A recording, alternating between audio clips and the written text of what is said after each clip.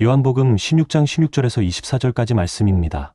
조금 있으면 너희가 나를 보지 못하겠고 또 조금 있으면 나를 보리라 하시니 제자 중에서 서로 말하되 우리에게 말씀하신 바 조금 있으면 나를 보지 못하겠고 또 조금 있으면 나를 보리라 하시며 또 내가 아버지께로 감이라 하신 것이 무슨 말씀이냐 하고 또 말하되 조금 있으면이라 하신 말씀이 무슨 말씀이냐 무엇을 말씀하시는지 알지 못하노라 하거늘 예수께서 그 묻고자 함을 아시고 이르시되 내 말이 조금 있으면 나를 보지 못하겠고 또 조금 있으면 나를 보리라 함으로 서로 문의하느냐.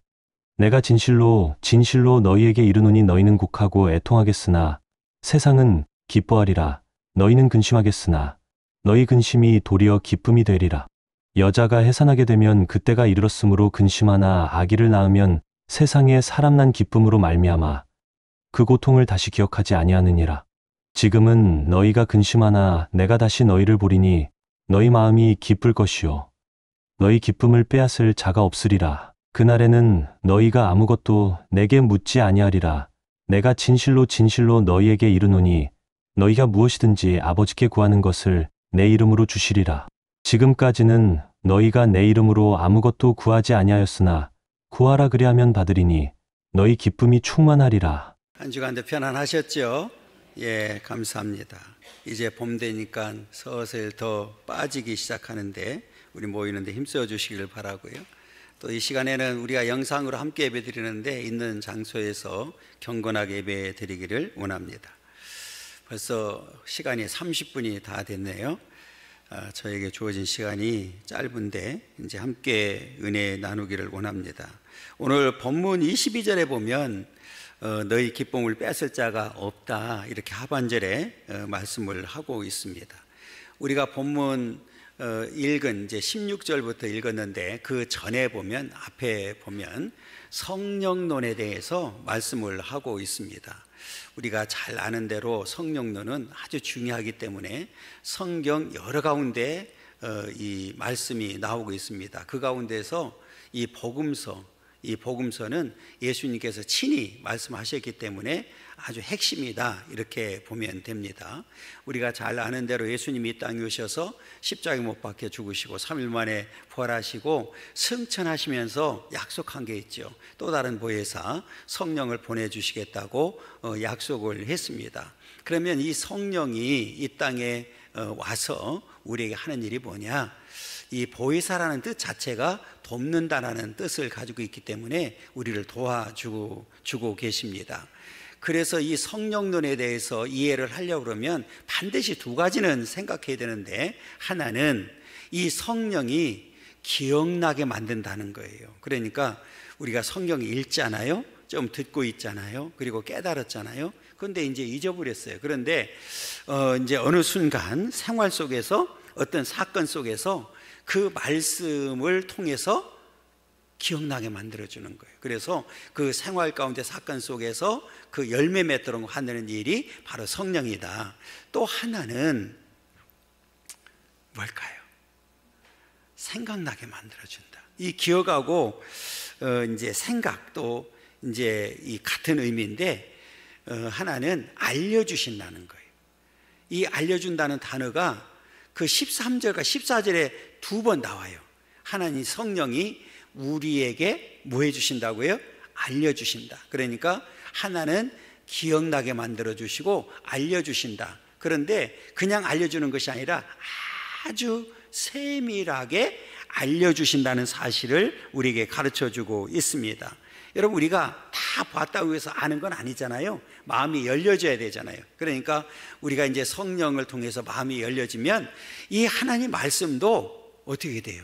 하나님께서 때로는 기억나게 만들어주시고 알려주어서 우리가 깨닫도록 역사하신다는 사실을 우리에게 분명히 가르쳐주고 있습니다. 오늘 본문은 그런 내용이에요. 이제 성령이 임하면 우리를 도와주는데 어떻게, 무엇을 도와주느냐 하는 내용이고, 우리가 이제는 이렇게 예수를 믿고 구원받아서 부활의 확신과 소망을 갖고 산다고 하면 이제 주님을 만나는 그 순간까지, 이 세상 끝나는 날까지 우리들이 어떤 삶을 살아야 되느냐? 기뻐하는 삶을 살아야 된다. 이 얘기거든요. 그러니까 오늘 저와 여러분들이 오늘 말씀을 통해서 성령이 우리를 이렇게 도와주시고 계시는구나, 그렇기 때문에 오늘 우리가 이 땅에 사는 동안에 이렇게 기뻐하면서 살아야 되는구나 하는 이 기쁨이 저와 여러분들의 기쁨 되기를 간절히 소망합니다.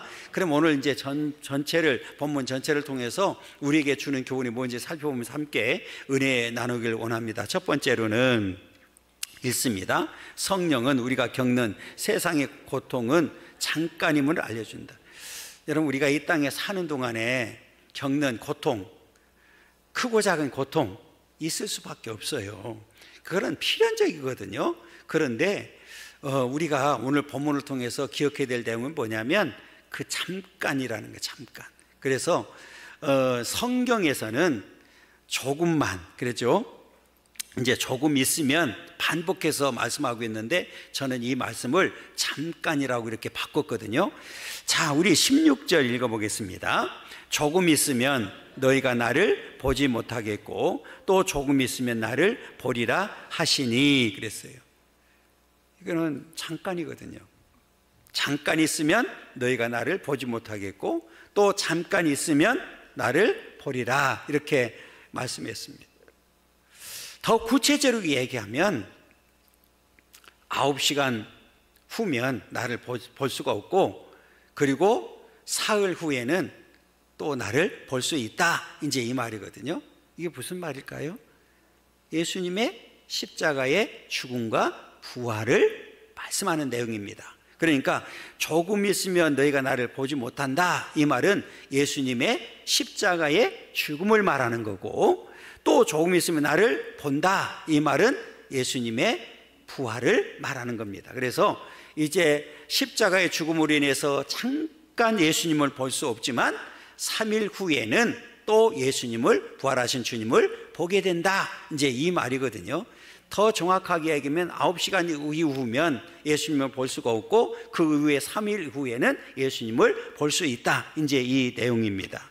그렇다면 오늘 이 잠깐이라는 의미는 어떤 의미를 가지고 있느냐? 하나는 시간적으로 짧다는 의미를 가지고 있습니다. 짧다, 이제 이런 의미죠. 그러니까 예수님이 지금 십자가의 죽음을 앞에 놓고도 조금 있으면 이런 얘기했다는 얘기는 내가 죽지만 짧은 시간에 다시 부활하게 된다는 사실을 지금 말씀하고 있고, 또 하나는 잠깐이라는 제한된 시간을 말하죠. 그러니까 이 고난은 반드시 끝이 있다는 사실을 우리에게 보여주고 있습니다. 문제는 끝이 없는 게 문제지 끝이 있기 때문에 걱정하지 말아라, 이제 이런 의미를 가지고 있고, 또 하나는 잠깐이라는 말은 필연적이라는 거예요. 생명을 위해서는 죽음이 필요하고, 우리가 빛을 위해서는 어둠이 필요하고, 우리가 영광을 얻기 위해서는 반드시 고난이 따라올 수밖에 없다. 그러나 중요한 사실은 이 그 모든 것들이 뭐라고요? 잠깐이다, 조금 있으면, 이런 의미를 가지고 있습니다. 그래서 그 베드로도 잠깐이라는 말을 썼거든요. 자, 베드로 전서 1장 6절 한번 읽겠습니다. 그러므로 너희가 이제 여러 가지 시험으로 말미암아 잠깐 근심하게 되지 않을 수 없으나 오히려 크게 기뻐하는도다. 근심이 어떻다고요? 잠깐 근심하게 된다. 그런데 오늘 우리에게 오히려 그게 더 큰 기쁨으로 다가온다는 사실을 우리에게 가르쳐주고 있습니다. 그리고 이렇게 이제 이 필연적인 사실을 우리에게 가르쳐주면서 예수님이 이렇게 말씀하셨어요. 제자들에게 이렇게 말씀했을 때 제자들의 반응입니다. 그게 이제 17절과 18절이거든요. 읽습니다. 제자 중에서 서로 말하되 우리에게 말씀하신 바 조금 있으면 나를 보지 못하겠고 또 조금 있으면 나를 보리라 하시며 또 내가 아버지께로 감이라 하신 것이 무슨 말씀이냐 하고 또 말하되 조금 있으면이라 하신 말씀이 무슨 말씀이냐 무엇을 말씀하시는지 알지 못하노라 하거늘 그랬어요. 제자들은 예수님이 지금 하시는 말을 전혀 감조차 잡지를 못했어요. 그 이유가 어디 있을까요? 여러분, 이 간단한 거예요. 아직 경험하지 못했기 때문에. 사실은 그 전에 예수님께서 수없이 가르쳤었어요. 예수님의 십자가의 죽음과 부활에 대해서 말씀하셨어요. 그리고 오늘 내가 아버지께로 간다, 이 말씀도 다 하셨어요. 그런데 지금 그 제자들이 이게 도대체 무슨 말이냐, 도무지 알 수가 없다, 이제 이 말을 하고 있거든요.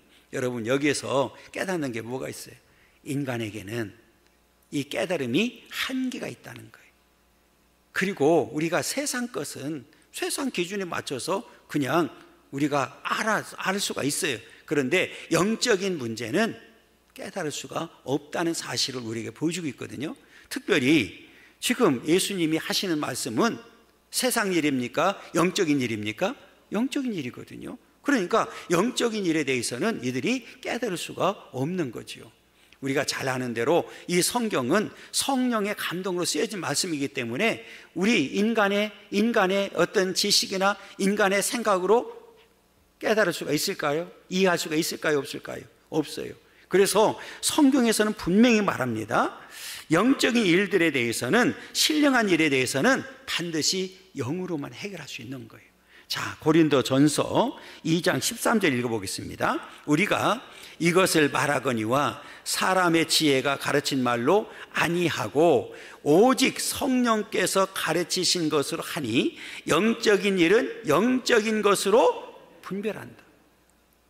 성령께서 가르쳐 줘야 되고 영적인 것을 영적인 것으로 분별하지 않으면 불가능하다는 거예요. 그러니까 우리가 잘 아는 대로 제자들은 아직 영적으로 성숙하지 못한 거예요. 그런데 나중에 이제 예수님이 실제로 십자가에 죽으시고 부활하신 예수님을 만나고 난 다음에, 그리고 오순절 다락방에서 성령을 충만히 받고 난 다음에 드디어 깨닫게 됐죠. 그리고 나서 아주 목숨을 걸고 예수를 전하는, 복음을 전하는 사도로서의 사명을 감당했던 역사를 보게 됩니다. 그렇기 때문에 오늘 저와 여러분들에게 분명히 말씀하는 이유가 뭐냐면 성령을 충만히 받으라는 거예요. 그러면 성령의 그 충만함을 통해서, 성령의 역사와 조명을 통해서 하나님 말씀을 바르게 깨닫게 되고 우리는 날마다 승리하는 삶을 살게 될 줄 믿습니다. 그래서 이 보혜사가 우리에게 돕는 자로서 다가왔다는 사실을 우리는 분명히 기억해야 되는데, 자, 우리가 이렇게 이제 그 성령을 통해서 깨닫게 되고 그 성령이 우리를 이렇게 도와주게 되는데, 자, 요한복음 14장 26절 읽겠습니다.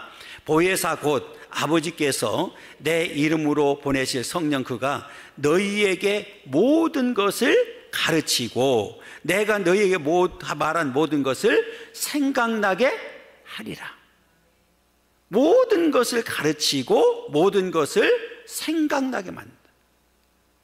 그러니까 우리가 성령을 충만히 받지 않으면 신앙생활에 재미가 없는 거예요. 왜? 깨달음이 없으니까. 그래서 오늘 저와 여러분들은 반드시 성령을 충만히 받고 성령의 도우심 속에서 살아야 될 줄 믿습니다. 그리고 이제 예수님께서 이제 말씀하셨을 때 제자들의 반응은 잘 몰랐잖아요. 그걸 알고 계신 예수님께서 이렇게 말씀하십니다. 19절입니다. 예수께서 그 묻고자 함을 아시고 이르시되 내 말이 조금 있으면 나를 보지 못하겠고 또 조금 있으면 나를 보리라 함으로 서로 문의하느냐. 그러니까 이 말은 무슨 말이냐면 왜 그렇게 믿음이 없느냐 이렇게 책망하는 내용이거든요.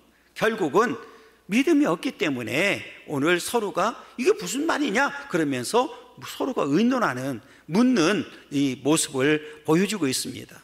여러분, 오늘 저와 여러분들은 하나님 앞에 성령의 역사를 통해서 큰 믿음 갖기를 원하고 하나님 그럼으로 인해서 하나님 말씀을 들을 때마다 아멘으로 화답하고 그 믿음의 역사 가운데 살아가는 그런 축복이 저와 여러분들 가운데 있기를 간절히 소망합니다. 그 다음에 우리 큰 두 번째로는 읽습니다. 성령은 우리의 근심이 도리어 기쁨이 되게 하여 준다 그랬어요. 자, 20절입니다. 읽습니다. 내가 진실로 진실로 너희에게 이르노니 너희는 곡하고 애통하겠으나 세상은 기뻐하리라. 너희는 근심하겠으나 너희 근심이 도리어 기쁨이 되리라. 이게 무슨 말이에요? 앞에 조금 있으면 나를 보지 못한다 그랬잖아요. 바로 예수님의 십자가의 죽음으로 인해서 그 말입니다. 예수님의 십자가의 죽음으로 인해서 너희는 곡하고 애통하겠으나. 그럴 수밖에 없죠. 갑자기 예수님이 이제 그렇게 비참하게 십자가에 못 박혀 죽는 모습을 보면서 슬퍼하지 않을 사람이 누가 있겠어요? 특히 제자들은 그렇잖아요. 곡하고 애통하겠으나 그랬어요. 그런데 중요한 게 뭡니까? 너희는 잠깐 근심하겠으나 너희 근심이 도리어 뭐가 된다고요? 기쁨이 된다. 왜요? 왜 기쁨으로 바뀌어집니까? 그 근심이 왜 그 기쁨으로 바뀌어졌죠? 바로 예수님이 그냥 십자가에 못 박혀 죽으신 상태로 그냥 끝나버렸다고 그러면 그냥 그거는 곡하고 애국하고 근심하는 걸로 끝날 수밖에 없지만 예수님은 약속대로 3일 만에 부활하셨습니다. 부활의 승리로 인해서 그 근심이 오히려 뭘로 왔어요? 기쁨으로 온 거예요. 여러분 정말 예수를 믿습니까? 여러분 구원의 확신이 있습니까? 부활의 확신이 있습니까? 그렇다면 우리도 이제는 그 근심이, 그 믿음이 있는 사람이라고 하면, 성령의 도우심 속에서 성령의 역사 가운데 산다고 하면 오히려 우리는 근심이 아니라 기쁨으로 다가오는 삶이 되어야 된다는 거예요. 그래서 오늘 우리는 이렇게 기뻐하는 삶을 살아야 되는데, 여러분 그러면 문제는 왜 제자들이 그렇게 지금 여전히 곡하고 애통하고 근심할 수밖에 없을까요? 믿음의 문제에 있는 거예요. 다시 말하면 그 약속을, 우리 그동안에 예수님께서 가르쳐준 약속을 믿음으로 받아들이지 못하기 때문에 여전히 근심할 수밖에 없습니다. 마찬가지로 오늘날도 마찬가지죠. 확실하게 이 성경의 약속대로, 예수님의 말씀하신 대로 우리가 그 약속을 확실하게 믿는다고 하면 계속 우리는 근심하고 염려하고 불안하고 이런 삶이 아니라 오히려 우리는 어떤 상황이 있든지 기쁨으로 살아가게 될 줄 믿습니다. 왜요? 이 약속을 믿는 게 얼마나 중요한지 우리에게 보여주고 있는데, 여러분 예수님은 어떤 약속을 했는지 보시죠. 요한복음 14장 1절부터 3절입니다. 수없이 많이 있지만 오늘 하나만 찾는데 읽습니다. 너희는 마음에 근심하지 말라. 하나님을 믿으니 또 나를 믿으라. 내 아버지 집에 거할 것이 많도다. 그렇지 않으면 너희에게 일렀으리라. 내가 너희를 위하여 거처를 예비하러 가노니 가서 너희를 위하여 거처를 예비하면 내가 다시 와서 너희를 내게로 영접하여 나 있는 곳에 너희도 있게 하리라 그랬어요. 마음에 근심하지 말라 이 말씀하셨어요. 왜요? 너희는 예수를 믿음으로 인해서 천국 간다. 내가 그 천국을 다 준비하면 내가 다시 너희를 데리러 오겠다. 나 있는 곳에 오게 만들어주겠다 약속을 했거든요. 그러니까 오늘 우리가 이 땅에 사는 동안에 정말 구원의 확신이 있고 부활의 확신이 있다고 하면 오늘 저와 여러분들은 오늘 근심이 아니라 오히려 기쁨으로 살아야 될 줄 믿습니다. 오늘 이 제자들에게도 그 말씀을 가르쳐 주는 거예요. 그러니까 오늘 저와 여러분들도 이제는 어떤 상황이 있든지 근심이 아니라 기쁨으로 살아가는 그런 축복의 역사가 있기를 간절히 소망합니다. 예를 들면 우리가 이 이스라엘 백성들 출애굽해서 광야를 가잖아요. 절체절명의 위기가 3일 만에 닥쳤습니다. 홍해바다를 만났을 때 두 가지 반응이 나타났어요. 우리는 지금하고 똑같은 거예요. 그때 두 가지 반응은 뭡니까? 믿음이 없는 사람들은 뭐 했습니까? 원망하고 불평하고 근심하고 염려하고 걱정하고. 왜? 앞에 있는 현실만 보니까. 그런데 믿음이 있는 사람들은, 모세를 비롯해 믿음이 있는 사람들은 근심 대신에 오히려 하나님 앞에 기뻐하는 모습을 보여주고 있거든요. 그러니까 오늘 저와 여러분들은 하나님 앞에 어떤 삶을 살아야 되느냐? 믿음이 없는 사람이 아니라 믿음이 있는 사람이 되어야 된다. 그러면 믿음이 있는 사람에게는 우리 앞에 어떤 환경이 닥친다 할지라도 오히려 그 근심이 도리어 기쁨으로 바뀌어지게 될 줄 믿습니다. 그 환경이 바뀌어서가 아니라 믿음으로 그렇게 역사가 일어난다는 거죠. 그런 이 믿음의 역사가 우리 가운데 있기를 간절히 소망합니다. 그러면서 이렇게 이제 예수님께서 이렇게 그 근심이 오히려 기쁨이 되는 그 비유로 하나 성경에서 가르쳐 주고 있잖아요. 그 여인의 해산의 고통을 이야기합니다.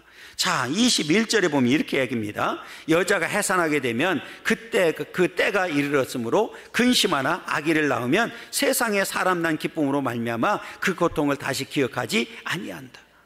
이건 우리 어머니들이 다 경험한 거잖아요. 만약에 그 고통이 너무 커가지고 계속 그 고통 가운데 있다고 하면 다음에 또 아기를 낳을까요? 안 낳죠. 어떻게 낳겠어요?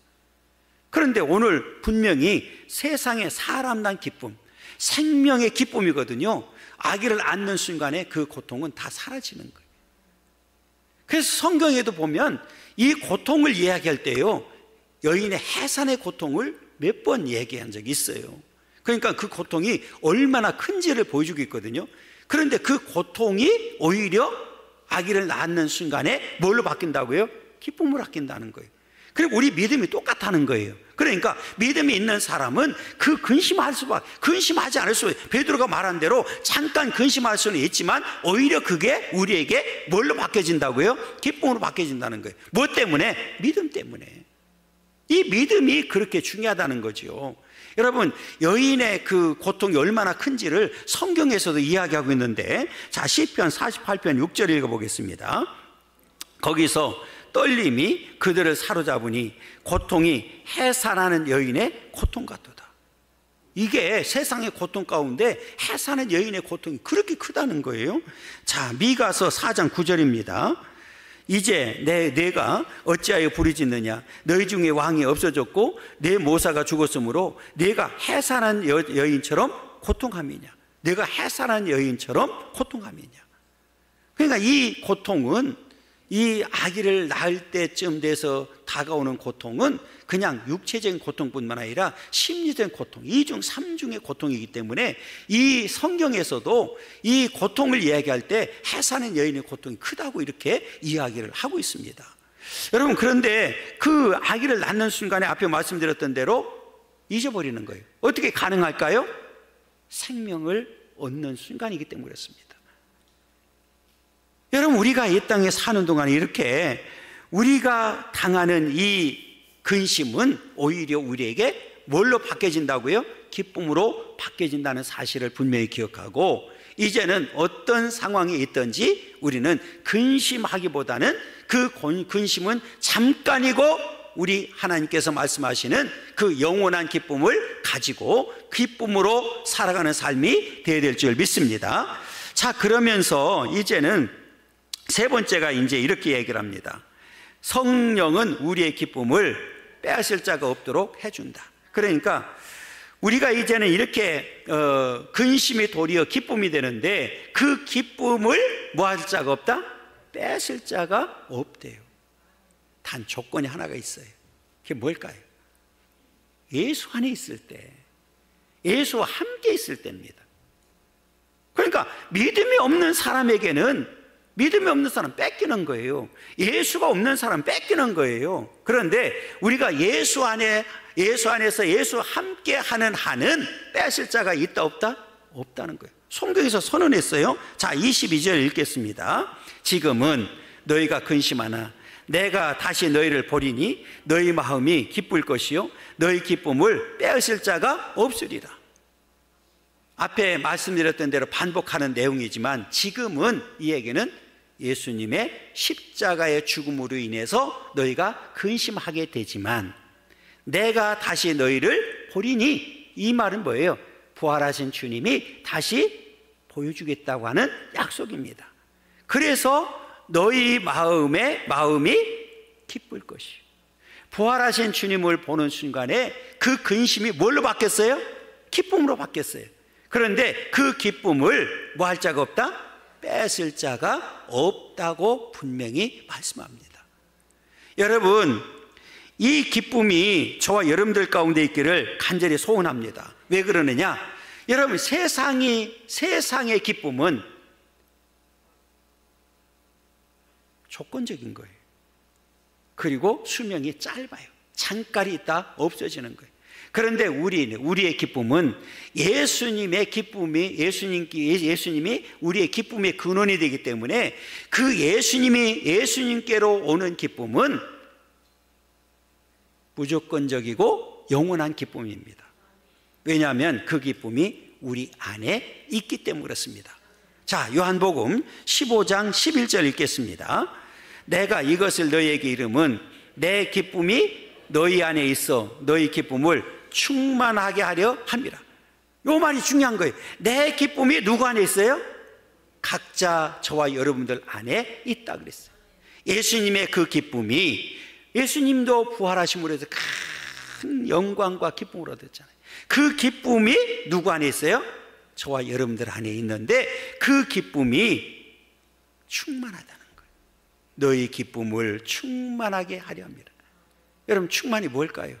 차고 넘치다는 의미를 가지고 있어요. 그러니까 이 기쁨이 예수 안에 있으면 빼앗을 자도 없지만 다 충만하다는 거예요. 우리가 잘 아는 대로 이렇게 우리 안에 기쁨이 자리 잡고 있으면 늘 기뻐하게 되는 거예요. 그 대표적인 사람이 누구냐면 바울이잖아요. 바울이 마게도니아 지역에 가서 전도하다가 잡혀서 투옥이 돼요. 감옥에 가잖아요. 그런데 그 안에서 뭐라고 얘기하냐면 빌립보서 4장 4절에 이렇게 얘기를 하죠. 뭐라고 얘기합니까? 주 안에서 항상 기뻐하라. 내가 다시 말하노니 기뻐하라. 여러분, 지금 어디서 하고 있는 말씀인지 아세요? 네, 옥중에 있는 거예요. 투옥되어 있는데 밖에 있는 성도들을 향해서 주 안에서 항상 기뻐하라. 내가 다시 말하노니 뭐하라고요? 기뻐하라는 거예요. 어떻게 가능할까요? 내 안에 기쁨이 자리 잡고 있었기 때문에, 내 안에 기쁨이 충만하기 때문에. 너희들이 나를 때리고 나를 투옥했지만 그것이 내 기쁨을, 하나님 예수님께서 주시는 기쁨을 빼앗지 못한다, 이거를 보여준 거예요. 그뿐만 아니라 이렇게 이 한밤중에 또 기도하고 하나님 앞에 하는 모습을 보여주는데, 사도행전 16장 25절이죠. 한밤중에 바울과 실라가 기도하고 하나님을 찬송하며 제수들이 듣더라. 어떻게 그랬을까요? 여러분, 억울하잖아요. 지금 바울이 잘못한 게 뭐가 있어요? 그것도 뭐 그냥 매를 때려가지고 감옥에 그냥 넣어버렸는데, 아니 그 안에서 하나님 앞에 기도하고 찬송하고. 어떻게 가능했을까요? 그 안에 누가 계시니까? 예수가 있으니까. 예수가 어떻게 만들었으니까? 근심하고 낙심하는 게 아니라 오히려 기뻐하는 삶을 줬게, 기뻐하는 그 능력을 기뻐하도록 역사해 주셨기 때문에 오늘 하나님 앞에 이렇게 살았습니다.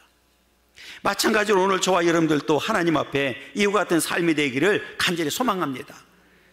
그래서 선언하는 거예요. 다시 우리가 22절을 읽겠습니다. 22절 읽습니다. 지금은 너희가 근심하나 내가 다시 너희를 보리니 너희 마음이 기쁠 것이요 너희 기쁨을 빼앗을 자가 없으리라 그랬어요. 여러분, 그리스도의 부활로 인해서 이 기쁨은 우리들에게 주어졌는데, 이 기쁨은 바로 예수 그리스도의 임재하심입니다. 또 하나는 영원한 소유입니다.